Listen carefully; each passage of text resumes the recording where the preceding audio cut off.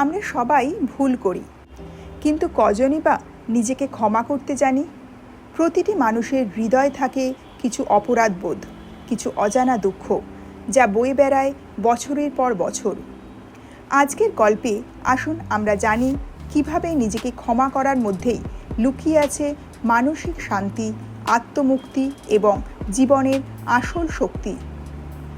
আপনি দেখছেন লাইভ শক্তি চ্যানেল, মানসিক স্বাস্থ্য ও আত্মসচেতনতার এক আস্থার নাম। তাহলে এখনই সাবস্ক্রাইব করুন আর জানুন নিজের মনকে চেনার আসল পথ।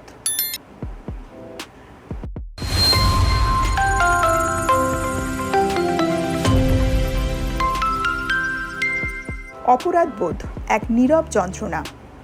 আমাদের সবার জীবনেই এমন কিছু ঘটনা ঘটে যেগুলি আমরা ভুলতে পারি না।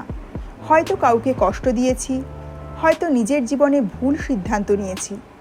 সময়ের সঙ্গে সঙ্গে সেই ঘটনা চাপা পড়ে যায়, কিন্তু ভিতরে ভিতরে এক ধরনের অপরাধবোধ জমতে থাকে। এই অপরাধবোধই জন্ম দেয় আত্মসমালোচনা, অনিদ্রা, আত্মবিশ্বাসের ঘাটতি, একাকিত্ব। এই যন্ত্রণা মুখে না বললেও ভিতরে ভিতরে আমাদের আত্মাকে খেয়ে ফেলে। নিজেকে ক্ষমা না করার প্রভাব। নিজেকে বারবার দোষারোপ করা শুধু আমাদের বর্তমান নয়, ভবিষ্যৎকেও অন্ধকার করে তোলে।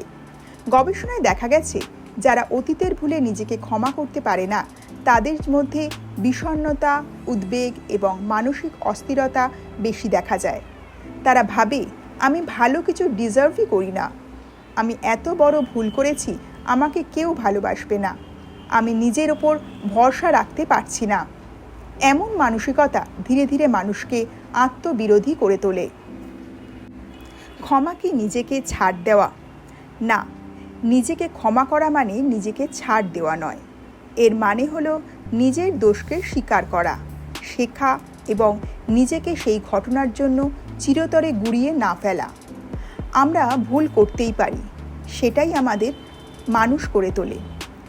ক্ষমা মানে নিজের ভুলকে এক শিক্ষক হিসাবে গ্রহণ করা। আপনি নিজে ভুল নন, আপনি ভুল করেছেন এবং আপনি শিখছেন। ক্ষমার শক্তি কাদের জন্য? অনেকেই ভাবে আমি যে ভুল করেছি তা ক্ষমার যোগ্য নয়, কিন্তু আপনি জানেন কি? মনোবিদদের মতে নিজেকে ক্ষমা করতে না পারার মানে হচ্ছে নিজেকে মানুষ হিসাবে অস্বীকার করা। প্রতিটি মানুষই ভুল করে। আপনি যদি অন্যকে ক্ষমা করতে পারেন, তাহলে নিজেকেও করতে পারবেন। ক্ষমা শুধু ক্ষমার জন্য নয়, এটি নিজের প্রতি দয়া দেখানোর একটি ধাপ। কিভাবে নিজেকে ক্ষমা করবেন? ধাপে ধাপে প্রক্রিয়া। প্রথমে ভুলটিকে পুরোপুরি চিনে নিন।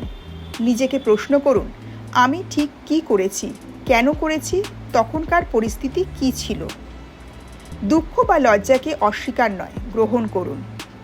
লজ্জা, দুঃখ এগুলো অস্বাভাবিক নয়, এগুলি বলে দেয় আপনি মানুষ। ক্ষমা মানে ভুলে যাওয়া নয়, ক্ষমা মানে ভুলটাকে মনে রেখেই মাফ করা, কারণ সেটাই শেখার প্রক্রিয়া।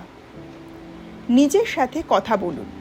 নিজের ভেতরের কণ্ঠস্বরকে বলুন, আমি মানুষ, আমি ভুল করেছি, কিন্তু আমি নিজেকে সেই ভুলের জন্য চিরকাল শাস্তি দিতে পারি না। প্রয়োজন হলে কাউন্সেলিং করান। কখনো কখনো নিজেকে ক্ষমা করা সহজ নয়। একজন কাউন্সিলর আপনাকে এই পথে সাহস দিতে পারেন। ক্ষমার পর নতুন শুরু। যখন আপনি নিজেকে ক্ষমা করতে শেখেন, আপনি হালকা অনুভব করেন। আপনার বুক থেকে একটা ভার নেমে যায়। আপনি অনুভব করতে পারেন মানসিক প্রশান্তি, আত্মবিশ্বাসের পুনর্জন্ম, সম্পর্কের উন্নতি, জীবনের প্রতি নতুন দৃষ্টিভঙ্গি। ক্ষমা মানে পুরনো পোশাক ছেড়ে নতুন আলোয় নিজেকে সাজানো। সেলিব্রিটিদের মুখে ক্ষমার গল্প। অনেক নামকরা মানুষও নিজের ক্ষমা করে জীবনে ফিরে এসেছেন।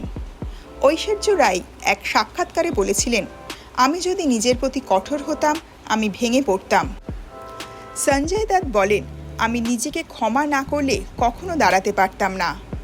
মনোবিদ রুবি ভাটিয়া বলেন, ক্ষমা মানে নিজেকে ভালোবাসা। নিজেকে ক্ষমা করা মানে নিজেকে ভালোবাসা। এই মুহূর্তে আপনি যেখানেই থাকুন, একটু সময় নিয়ে নিজের দিকে তাকান। একটা আয়নার সামনে দাঁড়ান। নিজের চোখে চোখ রেখে বলুন, হ্যাঁ, আমি ভুল করেছি, কিন্তু আমি মানুষ, আমি নিজেকে ক্ষমা করি।